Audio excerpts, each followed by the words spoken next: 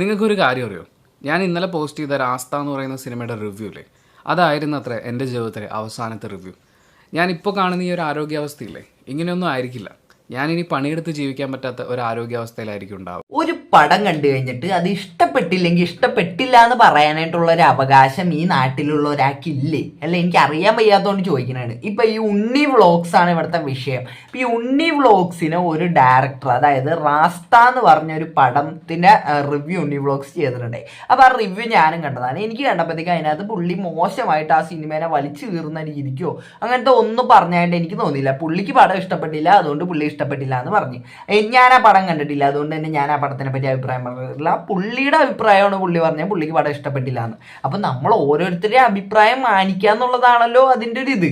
അപ്പൊ ഈ ഉണ്ണി വ്ളോഗ്സ് പുള്ളിക്ക് പടം ഇഷ്ടപ്പെട്ടില്ല എന്ന് പറഞ്ഞു കഴിഞ്ഞപ്പോഴത്തേക്ക് ഈ ഒരു പടത്തിന്റെ, അതായത് ഈ റാസ്ത എന്ന് പറഞ്ഞ പടത്തിന്റെ സംവിധായകൻ വിളിച്ചിട്ട് ഉണ്ണി വ്ളോഗ്സിനെ പൂര തെറിവിളി മാത്രമല്ല, കൂടെ കൊല്ലും എന്തൊക്കെയാണ് വിളിച്ച് പറയണത്, ഇമാതിരി തെറിയാണ് വിളിക്കണത്. അതായത് ഒരാള് അയാളുടെ അഭിപ്രായം നിങ്ങൾക്ക് ഇഷ്ടപ്പെട്ടില്ലെങ്കിൽ നിങ്ങൾക്ക് വേണമെങ്കിൽ അയാളെ വിളിച്ചിട്ട് പറയാം. അതായത് നിങ്ങൾ പറഞ്ഞത് എനിക്ക് ഇഷ്ടപ്പെട്ടില്ല, അപ്പൊ അതൊന്ന് ഇനി, അതായത് അത് എന്നെ വേദനിപ്പിച്ചു എന്നാ, അങ്ങനെ വല്ല രീതിക്കൊക്കെ വേണമെങ്കിൽ നമുക്ക് പറയാം. പക്ഷെ ഇത് ഒരു കാര്യമില്ലാണ്ട് അയാളുടെ അമ്മയ്ക്കും അയാളുടെ എന്ത് തെറിയാണ് വിളിക്കുന്നത്. ആ തെറി കേൾക്കുമ്പോൾ തന്നെ ഒരു വല്ലാത്തൊരു, അതായത് ഇപ്പൊ യൂണിവ്ലോഗ്സ് ഈ വീഡിയോനകത്ത് തന്നെ പറയുന്നുണ്ട്. നമുക്ക് ആ വീഡിയോ ആദ്യം കണ്ടുനോക്കാം, എന്നിട്ട് നമുക്ക് ബാക്കി. ഹലോ, ഹായ്, നമസ്കാരം. നിങ്ങൾക്കൊരു കാര്യം അറിയോ? ഞാൻ ഇന്നലെ പോസ്റ്റ് ചെയ്ത രാസ്ത എന്ന് പറയുന്ന സിനിമയുടെ റിവ്യൂ ഇല്ലേ, അതായിരുന്നു അത്ര എൻ്റെ ജീവിതത്തിലെ അവസാനത്തെ റിവ്യൂ. ഞാനിപ്പോൾ കാണുന്ന ഈ ഒരു ആരോഗ്യാവസ്ഥയില്ലേ, ഇങ്ങനെയൊന്നും ആയിരിക്കില്ല. ഞാനിനി പണിയെടുത്ത് ജീവിക്കാൻ പറ്റാത്ത ഒരു ആരോഗ്യാവസ്ഥയിലായിരിക്കും ഉണ്ടാവുക. എന്നെ ഇടിച്ചു പരത്തും.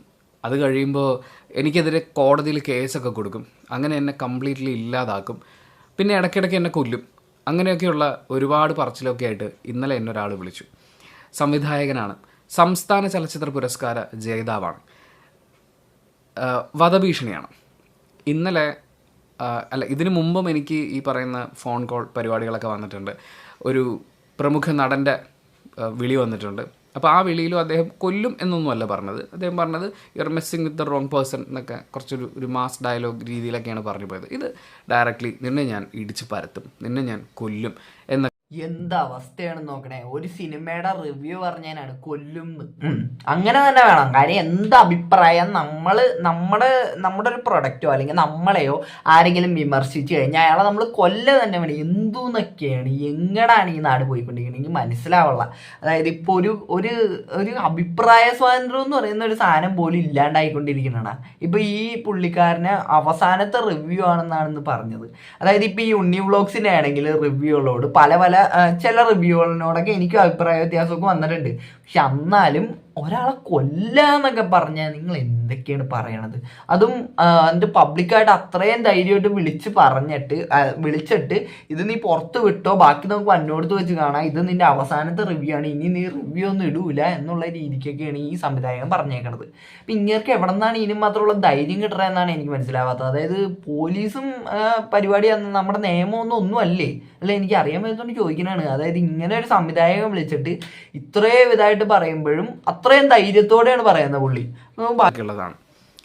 എന്നെ സംബന്ധിച്ച് അത് ഇച്ചിരി പേടിപ്പെടുത്തുന്ന കാര്യമാണ്. കാരണം സാമ്പത്തികമായി നല്ല നിലയിലുള്ള നല്ല കോണ്ടാക്ട്സ് ഒക്കെ ഉള്ള ഒരു സിനിമാക്കാരൻ ഇത് പറയുമ്പോൾ നമ്മളത് അങ്ങനെ വെറുതെ വിട്ടുകളയേണ്ട കാര്യമൊന്നുമില്ല. അറ്റ്ലീസ്റ്റ് എൻ്റെ ആരോഗ്യത്തെക്കുറിച്ചെങ്കിലും ഞാൻ കൺസേൺ ആവണ്ടേ. പിന്നെ ഞാൻ താമസിക്കുന്ന എൻ്റെ അമ്മയും അനിയത്തിമാരും ഒക്കെ ഉള്ളൊരു വീട്ടിലാണ്.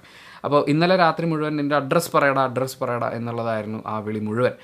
ആർക്കായാലും പേടി വരൂലേ? കാര്യം ഒരാള് പരസ്യമായിട്ട് പറയുന്നതാണ് നിന്നെ ഞാൻ കൊല്ലും എന്നൊരാൾ പറയുമ്പോഴത്തേക്കും ആരാണെങ്കിലും, കാര്യം നമുക്കൊക്കെ ഇപ്പൊ ആരെയും നഷ്ടപ്പെടാനായിട്ടോ അങ്ങനെയൊക്കെ ഉണ്ടെങ്കിൽ നമുക്ക് ഉറപ്പായിട്ടും നമുക്ക് പേടി വരും. കാര്യം ഇങ്ങനെ ഒരാൾ പറയുമ്പോഴത്തേക്കും. അല്ലാണ്ട് നമ്മൾ വാടാ അത് വന്നോടത്ത് വെച്ച് കാണാം എന്നൊക്കെ പറഞ്ഞ് നിൽക്കല് സിനിമയിലേ നടക്കുള്ളൂ എന്നാണ് പറയാനുള്ളത്. ഇപ്പൊ റിയൽ ലൈഫിനകത്ത് നോക്കുമ്പോഴത്തേക്കും ആർക്കാണെങ്കിലും ഇമാതിരി ഭീഷണിയൊക്കെ വരുമ്പോഴത്തേക്കും പേടി വരും. അതിനകത്തൊന്നും ഒരു ഇതും ഇല്ല. നമുക്ക് ബാക്കി ഇതെനിക്ക് വിടാൻ പറ്റാത്തത്, ഒന്ന് വധഭീഷണി, നമ്മുടെ ജീവനാരോഗ്യം, എനിക്കതിൽ പേടിയുണ്ട്. 2, സംസ്ഥാന ചലച്ചിത്ര പുരസ്കാരം. മാതൃത്വത്തെക്കുറിച്ച് പറയുന്നൊരു സിനിമയൊക്കെ എടുത്ത് സ്റ്റേറ്റ് അവാർഡ് കിട്ടിയ ഒരാൾ എൻ്റെ അമ്മയെ അധിക്ഷേപിച്ചിട്ട്, നമ്മളെ അധിക്ഷേപിച്ച് കമൻറ്റുകളും കാര്യങ്ങളൊക്കെ വരുന്നുണ്ട്. അതൊരു വെളിവില്ലാത്ത ആൾക്കാരിടുന്നതാണ്. അതിനെ നമ്മൾ ആ പുച്ഛത്തോടു കൂടി മാത്രമേ കാണുന്നുള്ളൂ. പക്ഷേ അത് ഒരു പ്രാവശ്യം വിളിച്ച് അത് പറഞ്ഞു, രണ്ടാമതും വിളിച്ചു, വീണ്ടും പറഞ്ഞു. ഈ വിളിക്കുന്നത് മുഴുവൻ തള്ളക്കി വിളി മാത്രമാണ്. അങ്ങനെ ഒരാൾ ചലച്ചിത്ര അക്കാദമിയുടെ കയ്യിൽ നിന്ന് അവാർഡ് വാങ്ങിച്ചിരിക്കുക എന്ന് പറയുന്നത് എനിക്കത് യോജിക്കാൻ പറ്റില്ല. ഇവിടെയാണ്, അതായത് ഇപ്പൊ ഒരു സിനിമ ഒരാൾ എടുക്കുമ്പോഴത്തേക്കും നമ്മൾ വിചാരിക്കും ഓ അയാൾ അത്രയ്ക്കും പ്രോഗ്രസീവ് ആയിട്ടുള്ള ഒരാളാണ്, ഇങ്ങനത്തെ സിനിമയൊക്കെ എടുക്കണ്ടെങ്കിൽ അപ്പൊ അത്രയും ഉയരങ്ങളിൽ ചിന്തിക്കുന്ന ഒരാളാണെന്നൊക്കെയായിരിക്കും നമ്മൾ വിചാരിക്കുന്നത്. പക്ഷെ അയാളുടെ റിയൽ ലൈഫ് നോക്കുമ്പോഴത്തേക്കും ചിലപ്പോൾ ഇങ്ങനെയൊക്കെ ആവും. ഇതാണ് ഈ റീലും റിയാലിറ്റിയും തമ്മിലുള്ള ഒരു ഡിഫറൻസ് ഒക്കെ എവിടെയാണ് വരുന്നത്. കാര്യം ഇപ്പൊ ഈ ഒരു പുള്ളിക്കാരൻ, അതായത് ഉണ്ണീനെ വിളിച്ചിട്ട് പൂരത്തെറി, അതായത് അമ്മയ്ക്കാണ് കൂടുതലും തെറി വിളിച്ചേക്കണത്. എന്നിട്ട് ഈ ആള് തന്നെയാണ് മറ്റേ അമ്മമാര് ഭയങ്കര ഇതാന്ന് പറഞ്ഞ് മറ്റേ സക്രിയയുടെ ഗർഭിണികൾ സിനിമയൊക്കെ എടുത്തേക്കുന്നത്. അപ്പൊ ഇങ്ങനെ ഒരാള് ഇമാതിരി ഇത് എന്ത് അവസ്ഥയാണെന്ന് നോക്കണേ. 3 അയാൾ വിളിച്ച തെറികൾ അത് ജാതീയമായി അധിക്ഷേപിക്കുന്ന കാര്യങ്ങൾ കൂടിയാണ്. അതങ്ങനെ വിളിച്ച് ശീലിക്കാൻ പാടില്ലാത്ത ഒരു കാര്യമാണെന്ന് ഞാൻ വിശ്വസിക്കുന്നു. ഈ 3 കാര്യങ്ങൾ കൊണ്ട് ഞാനിത് കംപ്ലൈൻ്റ് ആക്കുകയാണ് ആൻഡ് പോലീസ് സ്റ്റേഷനിലേക്ക് പോവാണ്. അതിന് ശേഷമുള്ള കാര്യം എന്താണ് എന്ന് എനിക്കറിയില്ല. മുഴുവൻ കോൾ എന്നെ ഒരു 5 മിനിറ്റിനും കൂടുതൽ ഞാൻ തിയേറ്ററിൽ സിനിമ കാണാൻ വേണ്ടിയിട്ട് കയറുമായിരുന്നു. അപ്പം പെട്ടെന്ന് പറയാമോ എന്ന് ചോദിച്ചു കഴിഞ്ഞപ്പോൾ പെട്ടെന്നൊന്നും പറയാൻ പറ്റില്ല, ഇനി ഒരു കൊല്ലത്തേക്ക് നമ്മളിതുപോലെ പറഞ്ഞുകൊണ്ടിരിക്കും എന്ന് പറഞ്ഞ് ഒരുപാട് ചീത്ത വിളിച്ചതിനെ തുടർന്ന് ഞാൻ സിനിമ തന്നെ ക്യാൻസൽ ചെയ്ത് വീട്ടിലേക്ക് ഇറങ്ങുമായിരുന്നു. അപ്പോൾ ലുലുവിൽ ജോലി ചെയ്യുന്ന എൻ്റെ ഒരു സുഹൃത്തുണ്ട്, അവനെ വിളിച്ച് അവൻ്റെ ഫോണിൽ കോൾ റെക്കോർഡ് ചെയ്തതാണത്. 20 മിനിറ്റോളം കോളാണ് എനിക്ക് റെക്കോർഡ് ചെയ്യാൻ വേണ്ടിയിട്ട് സാധിച്ചിട്ടുള്ളത്.